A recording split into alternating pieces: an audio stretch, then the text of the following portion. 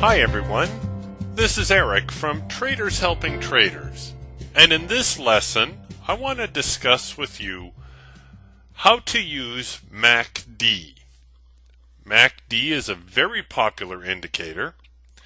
It stands for Moving Average Convergence and Divergence, and that's a fancy way of saying it tracks the differences between moving average lines.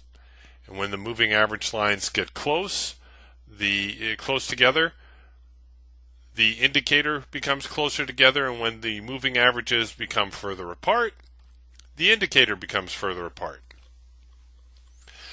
You will see that with MACD, there's two different ways of viewing it. You can view it as a histogram, which is what we have here, or you can see it as a line chart as well. And the line chart would look like this,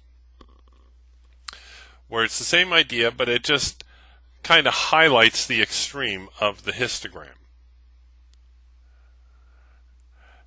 This other line that we see on here, this yellow line, that is known as the trigger line. That is yet another exponential moving average line, and it's supposed to tell you when you should buy and sell the market. The traditional settings for the MACD indicator are 12, 26, which means you're looking at a 12-period moving average and a 26-period moving average, and then you have a 9-period moving line. And you can see here we've got the sugar chart, and it follows it pretty closely. You can see we got a buy signal here when the histogram crossed over the trigger line. We got a sell signal here when it came back under the trigger line, another buy signal here, another sell signal here, there should have been a buy signal there, but it didn't come up, and another sell signal here.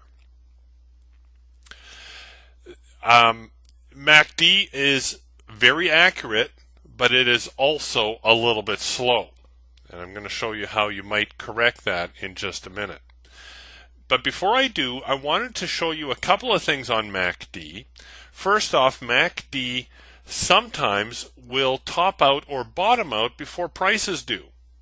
So back here, you can see that MACD was already heading higher, and then prices followed suit. Same thing here, MACD started to curve up higher, and then prices a few bars later followed suit. Here, MACD was starting to put in a top, and then whoosh, we got a big move to the downside. And as well here, we started putting in a top, and now prices are starting to follow. MACD is also good at picking out divergences. Divergence is when one thing is happening in the indicator and another thing is happening on your prices. So for instance, here prices were still heading higher, and yet on MACD the indicator was heading lower. That's divergence. And when you have price divergence with your indicator, the indicator will almost always win out. Now, as I mentioned, MACD is a useful indicator, but it is painfully slow. So to offset that, I actually use a slightly different group of settings to speed it up. Now, quite honestly, I don't know where I got these settings from. I think a friend gave them to me many years ago, but they seem to work pretty darn well. These settings are 3, 5, with a trigger period of 13. So now we're looking at a 3-period moving average against a 5-period moving average and a 13-period trigger line. You can see that this gives us much more signals, or many more signals, but they're also faster. And you have to take these signals into consideration with the overall trend. For instance, here the market is obviously trending lower and we get a bunch of buy signals. But the fact that the market is generating, or that the indicator is generating buy signals, will kind of make you, or should make you, a little bit suspicious of the strength of this trend. And once again, you can see that we have divergence. Prices are heading down and the indicator is heading up. So that could have been a little bit of a tip-off that somewhere around here we were going to start to put in a bottom. And you can see that every time it happened, if you had waited for the support to form, and support, as you remember, is red-green, you could have bought above there, but only down here would you actually have gotten filled at the very start of this rally.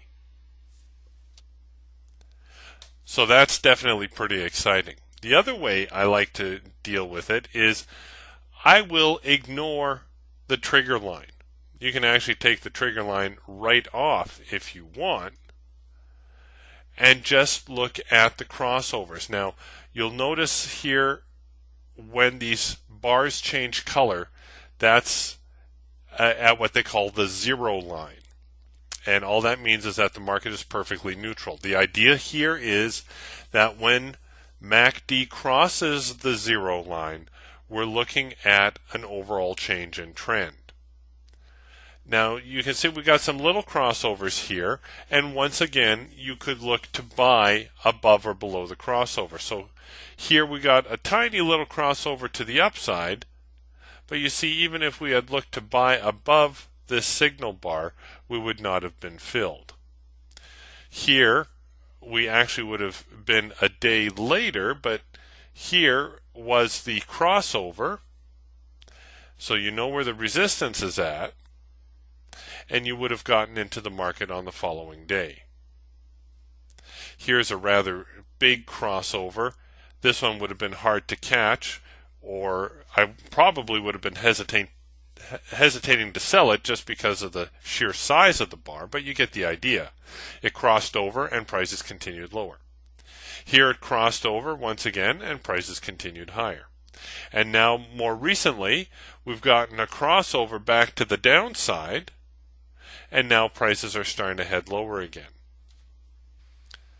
In the next lesson, I'm going to show you how you can use these indicators in conjunction with each other, because quite frankly, indicators can be helpful, but they're all missing a piece. But if you can put them in the right combination, oftentimes you will be able to get a better perspective of what's going on in the marketplace. But MACD is an exceptional indicator. If you're going to be using an indicator, you probably want to have MACD somewhere in the mix.